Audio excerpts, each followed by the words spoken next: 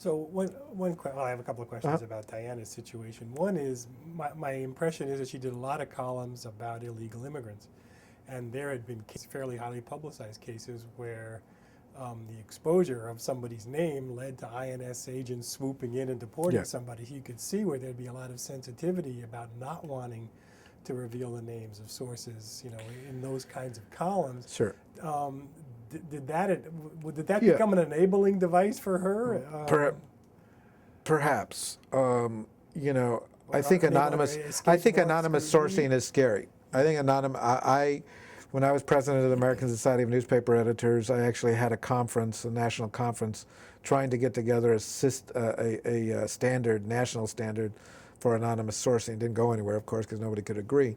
But I think anonymous sourcing is dangerous. You can make up quotes. You don't have to tell anybody anything. On the other hand, you are right. I mean, if you're trying to uh, write about illegal immigrants and you're afraid deported, or if in the case of Mexico, you're interviewing people and you're afraid that the drug cartels might execute them, you look at anonymous sourcing in a different light. Um, did that probably enable Diana? I don't know, because a lot of the stuff she did, I mean, there was one of them that she did.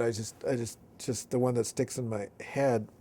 I still remember talking to her, and she ended up writing about a woman who had allowed a homeless person to live in like an add-on to her house. It wasn't actually another room, or it wasn't actually a garage, but it was like a storage room, and she had allowed the homeless person to do that. And she described the house. She described the area the house was in. She described a cat curling the cat's tail around the coffee maker as she was interviewing. So I said, Diana, take me to the house. I said, take me to the house. Just drive me to the house. I said, it's only a few blocks from here. We'll drive up and down Boulevard Park until we find this house. So he says, well, I did the interview by phone. I said, so how could you describe the cat curling its tail around the coffee maker? Kids would say, busted. Yeah, your kids would say busted. She didn't cop to it. She said, well, I said, so she said, well, the woman was describing things to me. And I said, so you're telling me that during a conversation, the interview, that you're saying, what's your cat doing now? Is it curling its tail? You're busted, but they're never willing to do that. And so, with 100% certainty, am I sure that every case that we thought she fabricated? Probably not 100, but pretty 99.5. And so, but the doing stuff on illegal immigrants, using anonymous sourcing gives you the potential to make stuff up. And that's why I like putting names by it. Again, it goes back to that whole idea of trust and credibility. But there are certain situations, Watergate, you needed to protect that anonymity. But again, it goes back to, you trust your reporters.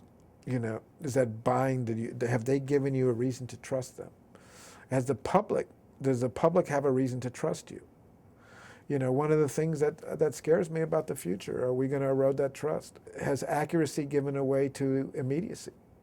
It's a big issue.